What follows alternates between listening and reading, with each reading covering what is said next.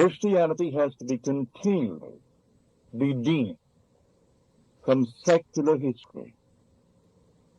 For Jesus Christ is the human imagination.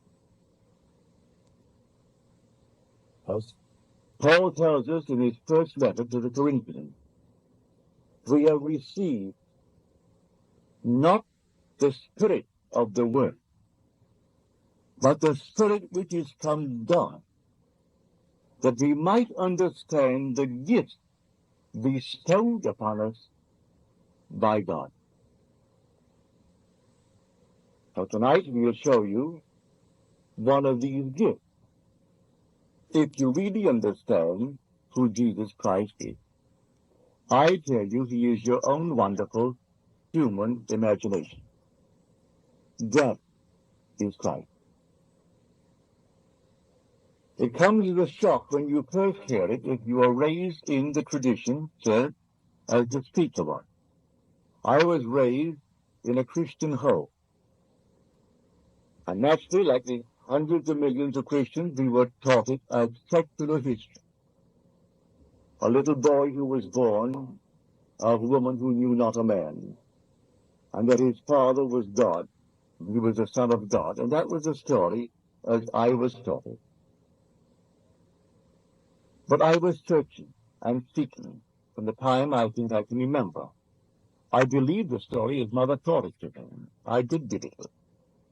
And I can't tell anyone the shock that was mine. And sometimes maybe I wondered if it would not have been better to return back, like Israel in the desert, and go back into slavery. But I couldn't, any more than they could. They had to keep moving towards the promised land. For when you are disillusioned, having been taught the story, as we all have been taught it, to discover that he is not something in history. He is nearer than your breathing. In fact, he can't even be there. He is your very self. He is your own wonderful human imagination. It comes as quite a shock.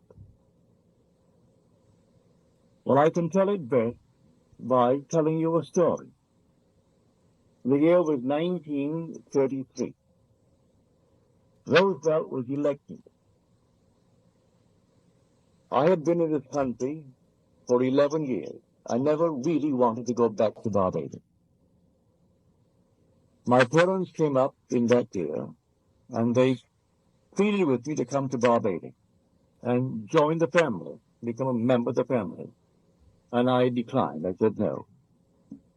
I saw them off at the boat, and strangely enough, as they sailed, and they were on the deck, and I waved goodbye to them, a peculiar feeling came over me.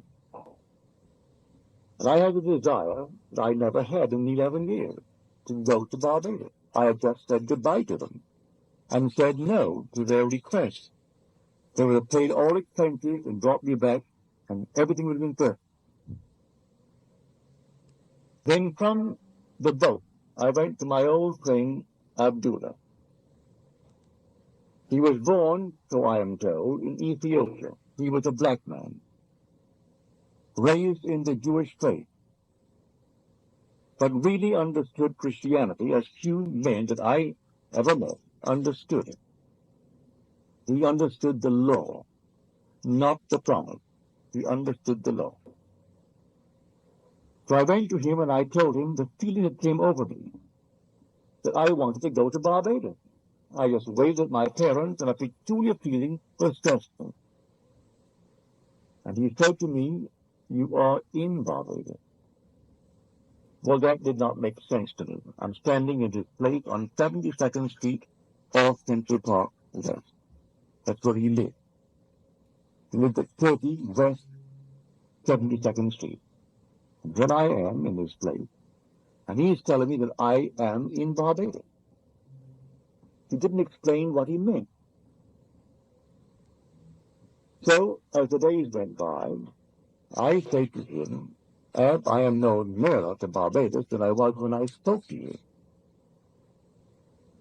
And he said to me, "If you are in Barbados, you cannot discuss the means of getting to Barbados. You must actually live in Barbados, in your imagination, as though you were there, just as if, and view the world from Barbados. If you sleep in Barbados and view the world from Barbados, the means will appear and you will go to Barbados. But as far as I am concerned, you are already in Barbados because you desire it. That intrinsically, all you had to do was simply to enter it. And you enter it now in New York City, even though that's 2,000 miles across water, and you aren't going to walk across water, but you enter Barbados and view the world from it. If you see the world from Barbados, then you have to be in Barbados. He did not explain to me then, but I learned later, that man being all imagination, man is wherever he is in imagination. And imagination is the God in man, that is the eternal body of the Lord Jesus Christ. And all things are possible to him. And by him all things were made, and without him was not anything made that was made. That what is now proven was once only imagined. These things I did not know then. He simply talked in the overall picture. But I did my best, and I slept mentally in Barbados, in my mother's home. I looked at the world and saw it from Barbados. I saw New York City 2,000 miles to the north of it, the northwest. For we are on a certain latitude, 13 north, New York is 42 north.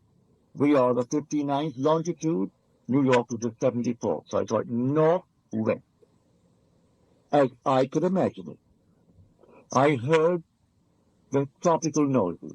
We call this land tropical. It really isn't tropical in the true sense of the word.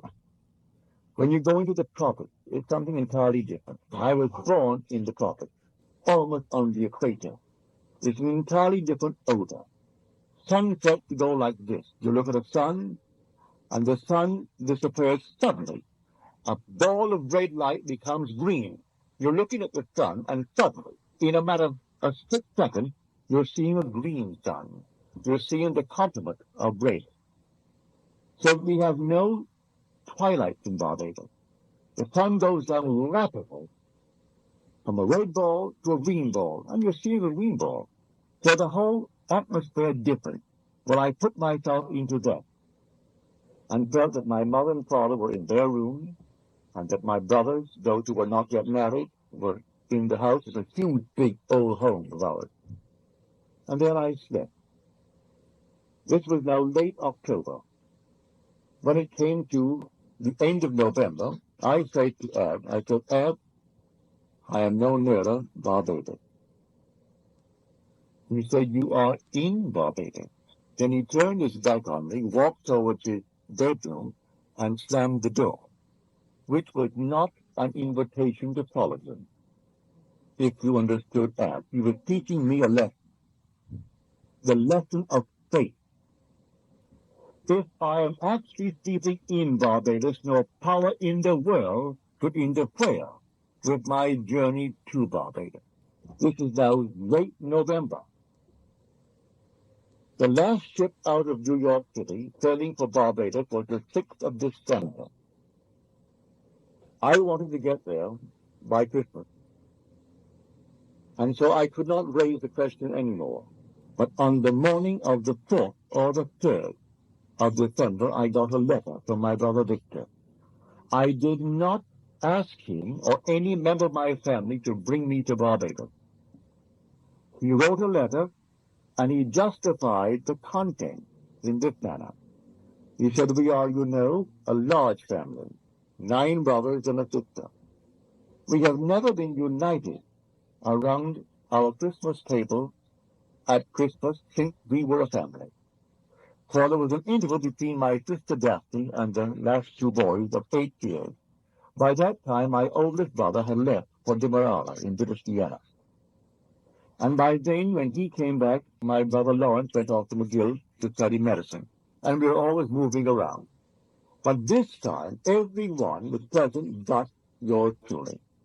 And he said, I'm enclosing a small little draft, $50. But in 1933, when there were 17.5 million unemployed, and we didn't have 204 million citizens, we only had 120 odd million. It was an enormous business. If you're not old enough to know it, may I tell you, it was really a horror.